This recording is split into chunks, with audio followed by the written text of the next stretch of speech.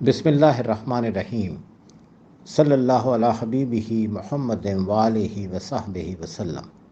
ناظرین و سامعین کرام، السلام علیکم ورحمۃ اللہ وبرکاتہ۔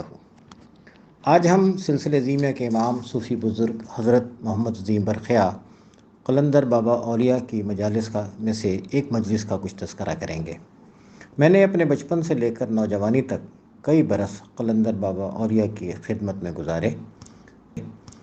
میری ذاتی طور پر بھی کئی موضوعات پر بابا صاحب سے بات ہوئی، ان کی مجالس میں بھی شریک رہا، اور کئی مرتبہ ایسا ہوا کہ بابا صاحب کے پاس کوئی صاحب حاضر ہوئے اور ان کے کچھ بات چیت ہوئی، تو اس دوران میں بھی وہاں موجود رہا۔ بابا صاحب نے مجھے اپنے ساتھ وہاں شامل رکھا۔ سلسلہ زیمیہ کے امام صوفی بزرگ حضرت محمد عظیم برخیاء قلندر بابا اولیاء کی مجالس میں صرف روحانی موضوعات پر ہی نہیں بلکہ دنیا جہاں کے کئی موضوعات پر بات ہوتی تھی۔ ان میں حالات حاضرہ کا موضوع بھی شامل تھا۔ بابا صاحب نے بہت کم لوگوں کو سلسلہ زیمیہ میں بیعت کیا۔ بابا صاحب سے بیعت ہونے والوں میں میرے والد محترم خواجہ شمس الدین عظیمی صاحب، ڈاکٹر عبدالقادر شیخ صاحب جو بعد ازاں بابا صاحب کی ہدایت پر سیون شریف میں مقیم ہوئے، محسن صاحب، سید احمد جمال صاحب، شیخ محمد تقی صاحب، انگلش کے پروفیسر فقیر محمد شیخ صاحب، اردو اور فارسی زبان کی شاعری کو بہت اچھی طرح سمجھنے والے غلام رسول قادری صاحب، عبدالقیوم صاحب، محبوب شیر صاحب، حمید صاحب، سراج صاحب، ذکی صاحب، ان کے بھائی نور الامین اور چند دیگر افراد شامل تھے۔ بابا صاحب سے بیعت سلسلہ زیمیہ کے ایک ممتاز رکن بدر الزماں صاحب تھے۔ آپ وفاقی حکومت میں جوائنٹ سیکرٹری تھے۔ بابا صاحب انہیں بدر صاحب کہہ کر مخاطب کرتے تھے۔ ناظرین و سامعین، پاکستان کا مغربی پڑوسی ملک افغانستان طویل عرصے تک سوویت یونین کے زیر اثر رہا ہے۔ 1978 میں افغانستان میں سوویت یونین کی دخل اندازی بہت بڑھ چکی تھی۔ اس وقت کی افغان حکومت کی بعض پالیسیوں سے پاکستان کو بجا طور پر بہت تشویش تھی۔ ناظرین و سامعین، 1978 میں ایک دن میں بابا صاحب کی خدمت میں حیدری میں ان کے گھر میں حاضر تھا۔ وہاں بدر صاحب اسلام آباد سے ملنے کے لیے تشریف لائے۔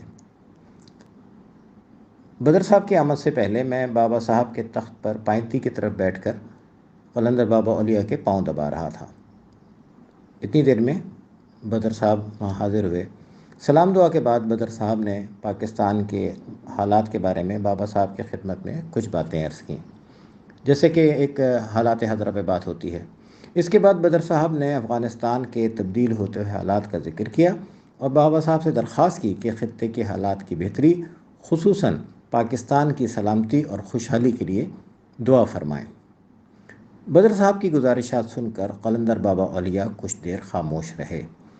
اس دوران کمرے میں ایک سکوت طاری ہو گیا۔ 3-4 منٹ اسی خاموشی میں گزر گئے۔ کچھ دیر بعد قلندر بابا اولیاء نے فرمایا کہ افغانستان پر ابھی مزید کٹھن وقت آئے گا۔ افغانستان پر سوویت مداخلت کے اثرات سے پاکستان بھی بہت زیادہ متاثر ہوگا۔ قلندر بابا اولیاء نے فرمایا کہ سوویت یونین کا نشانہ صرف افغانستان ہی نہیں ہے، بلکہ سوویت یونین پاکستان کے سمندری علاقوں تک رسائی چاہتا ہے۔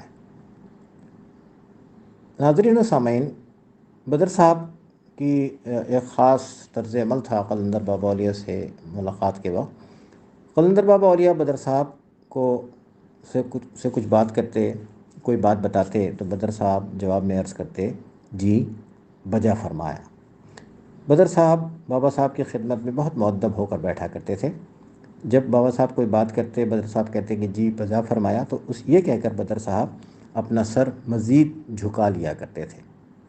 اس روز بھی بدر صاحب نے یہی کہا کہ بجا فرمایا، لیکن ساتھ ہی بابا صاحب کی خدمت میں ایک سوال بھی پیش کر دیا۔ بدر صاحب نے تشویش بھرے لہجے میں کہا کہ حضور بھائی صاحب، پاکستان سوویت عزائم کا مقابلہ کس طرح کر پائے گا؟ بدر صاحب کی بات سن کر قلندر بابا اولیاء نے فرمایا کہ آئندہ چند سال پاکستانی قوم کی سخت آزمائش کے سال ہوں گے۔ اس آزمائش میں پاکستانی قوم نے اتحاد اور استقامت کا مظاہرہ کیا تو پاکستان نہ صرف روس کے عزائم سے محفوظ رہے گا بلکہ افغانستان بھی سوویت اثر و رسوخ سے آزاد ہو جائے گا۔ قلندر بابا اولیاء کی یہ بات سن کر بدر صاحب کے چہرے پر کئی رنگ آئے اور گزر گئے۔ انہیں قلندر بابا اولیاء کے ہر ارشاد پر پختہ یقین تھا، لیکن اس وقت مجھے ایسا محسوس ہو رہا تھا کہ جیسے بدر صاحب بابا صاحب کی بات کو مزید سمجھنا چاہ رہے ہیں۔ مجھے ایسا لگا کہ کئی سوالات بدر صاحب کے چہرے پر آیا ہیں۔ بدر صاحب نے بہت ادب سے پوچھا، حضور یہ سب کیسے ہوگا؟ اب قلندر بابا اولیاء کی زبان سے میں نے اس دور کے لحاظ سے بظاہر ایک ناممکن سی بات سنی۔ قلندر بابا اولیاء نے فرمایا، اشتراک نظام کا خاتمہ قریب ہے۔ چند سال بعد سوویت یونین، جسے روس بھی کہا جاتا تھا، چند سال بعد سوویت یونین اس قابل ہی نہیں رہے گا کہ وہ اپنا نظام اور دنیا میں اپنا بلاک برقرار رکھ سکے۔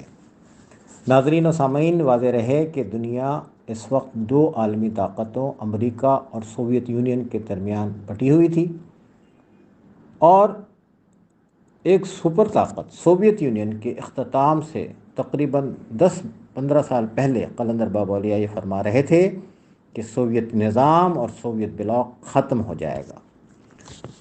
1978 میں یہ بات عقلی لحاظ سے ناممکن نظر آتی تھی، لیکن دنیا نے دیکھا کہ واقعی سوویت یونین کو نہ صرف افغانستان میں شکست ہوئی اور پاکستان کے گرم علاقوں تک اس کو رسائی ملنا تو ایک طرف، سوویت یونین تو خود اپنا وجود بھی برقرار نہ رکھ سکا اور وہاں کئی آزاد ریاستیں قائم ہو گئیں۔